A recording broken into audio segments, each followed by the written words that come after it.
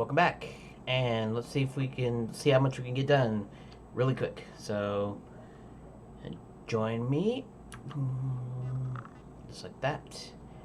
And now we go to part 4. If due restart is true, the level needs to reload. The concept of levels in Unity are represented by scenes that you explored earlier in the tutorial. The easiest way to restart a scene is to load it again.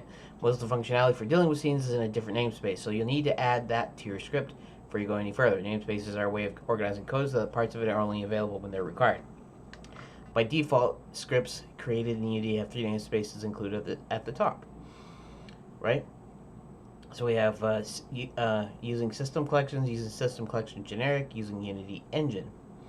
Below the 3 namespaces, add another to the list.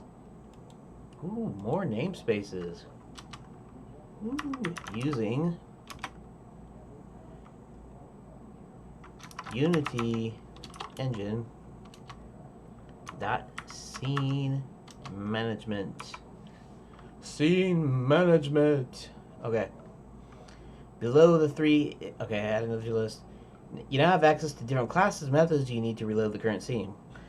Within the blank if statement code block you created, add the following code. Scene manager load scene 0. So scene manager dot load scene 0. Okay. This is calling a static method called load scene from the scene manager class. Remember, static methods are ones that don't require an instance of a class in order to be called. Remember that. The parameter for this method is the build index of a scene. You'll explore build indices, and build settings in a bit more detail in the last tutorial in the series. For now, you just need to know that in C# and most programming languages, collections of terms of items are indexed, and that these indexes start at 0 and not at 1. You can think of it as how far through a collection you have to go through to get to a specific item. The first item is immediately there, so you need to go past the 0 items to get to it. Since you only have one scene, the first scene in your collection of scenes, so it has the index 0.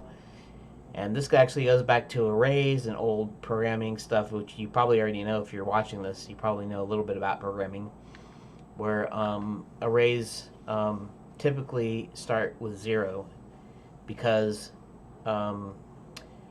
for one thing you have on and off in binary, so that's just 0 and 1. But when you have if you have base 16 hexadecimal, that's 0 through 15, or in the case of actual hex, what do we got? We got the A, B, C, D, E, F. That's 5 of them. So you have 0 through 9, which is 10 numbers, and then you have A, B, C, D, E, F. For that. So it's like 0 through 15 instead of 1 through 16 for 16 values. Anyways, I digress, and I get off of topic. Let's see. You only have one scene. You're nearly done with this script for now. The last thing you need to do is actually make a way of setting M is player caught. This will help illustrate the difference between public and private items in a class. So far, you've used public variables which are visible in the inspector and other variables which are not visible there.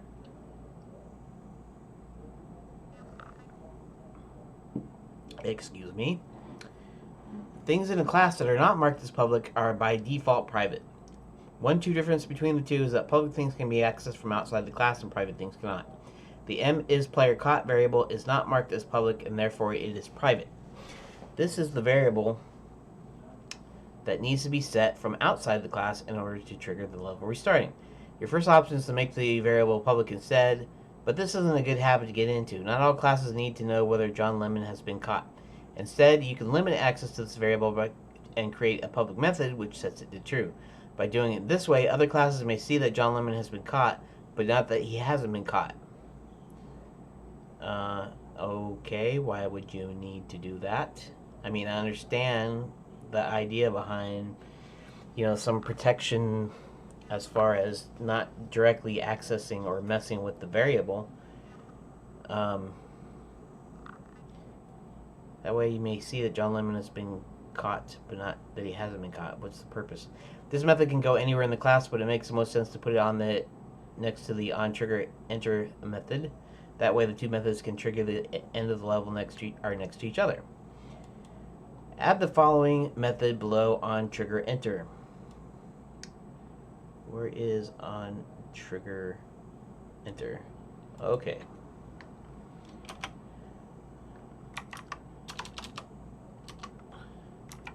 Public void caught player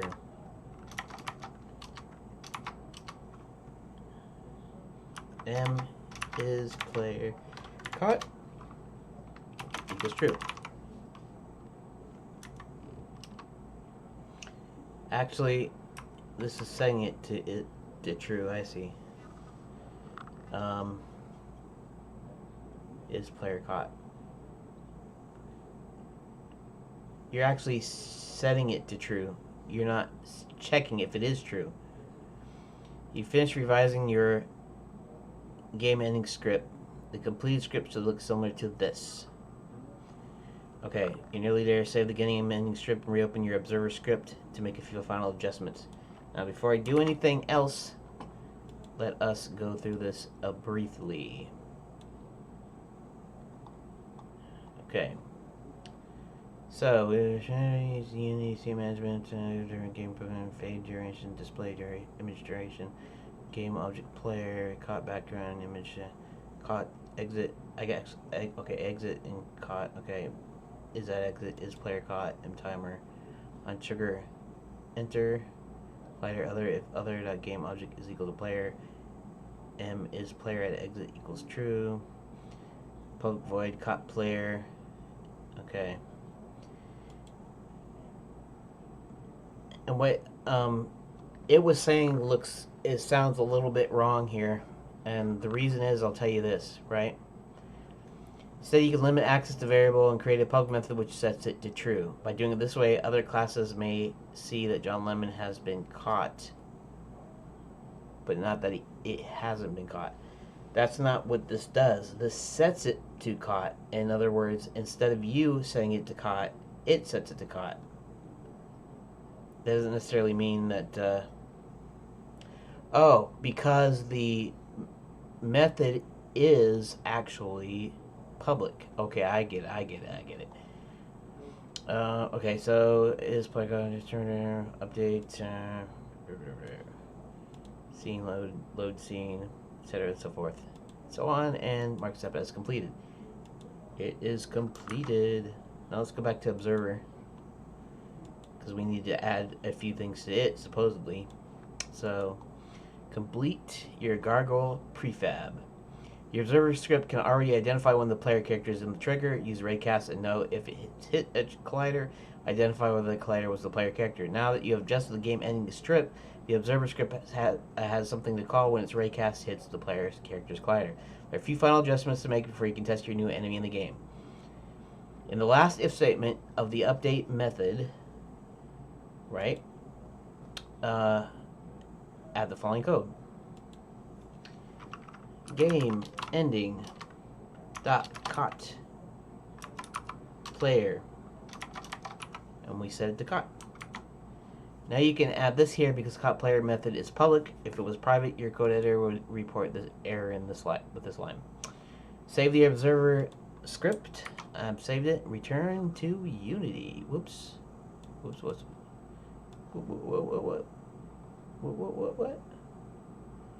Okay, so now let's switch back over to Unity. Unity console. Okay.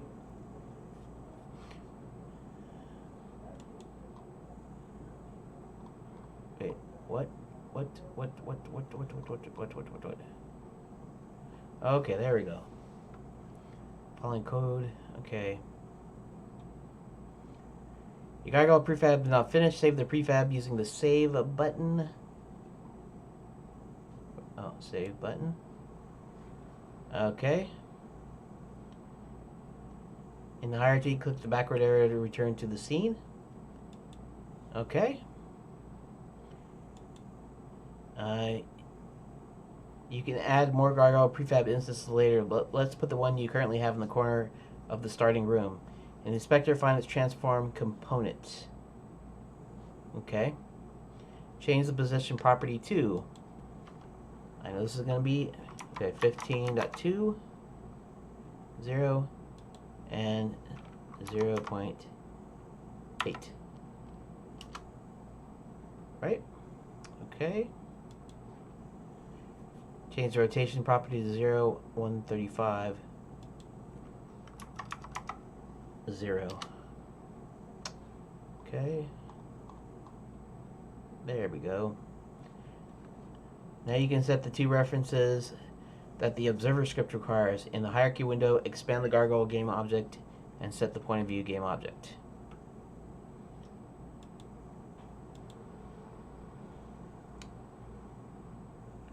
Okay.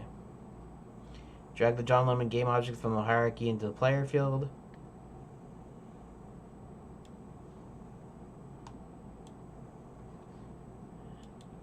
Drag the game ending game object from the hierarchy into the game ending field.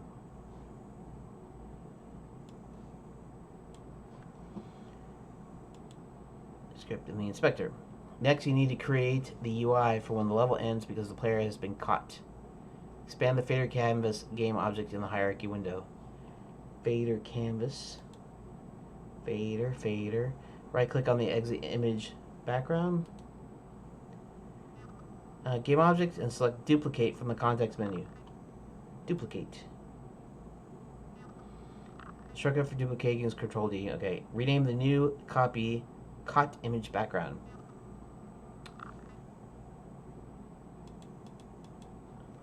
Caught.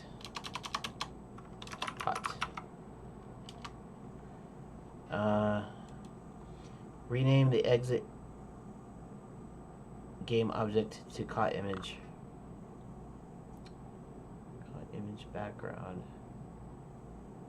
Rename the exit. What? Where? What?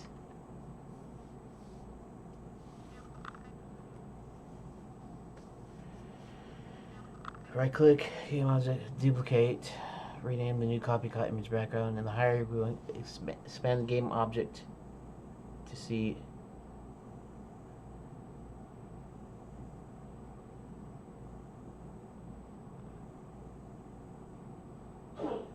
caught image background. Expand. Okay. Rename this to. Okay, I get it. This one's going to be a little bit long because I'm trying to finish this here. Caught image. Okay. In the inspector window, you should see that the image component is still referencing the one sprite. This is the only thing you need to adjust. In the image component, click on the circle to represent the source image. Dialog, click the sprite called caught. Okay, so do that. Called caught. Okay. All right. Finally, you need to assign a reference to the caught background image canvas group on the game ending script. In the hierarchy window, select the game ending game object. Right. Game ending game object. Drag the caught image background game object from the hierarchy window onto the caught background group field. Okay, so drag the caught image background. There. Save your scene. Control S. Your guy looks complete. Now you can enter play mode and give it a test. So we are going to do this a little bit extra. A little extra time just to test this out. And you know, I've went as high as 20 minutes before, but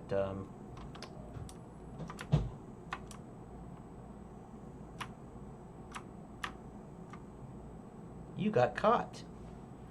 I did I?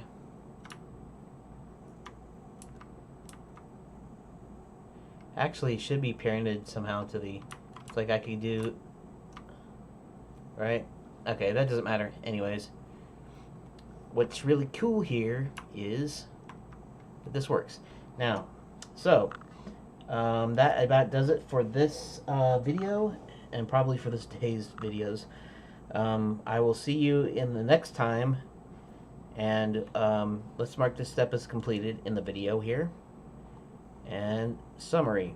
In this tutorial, you created a static enemy for your game. You used physics and scripting to make sure John Lemon could be caught. You set the level to restart when he is. Your gargoyle enemy is excellent, but it's stationary. Enemies that move around will make the game more interesting. In the next tutorial, you'll make a ghost enemy which can roam around on a set path and populate the whole game with enemies.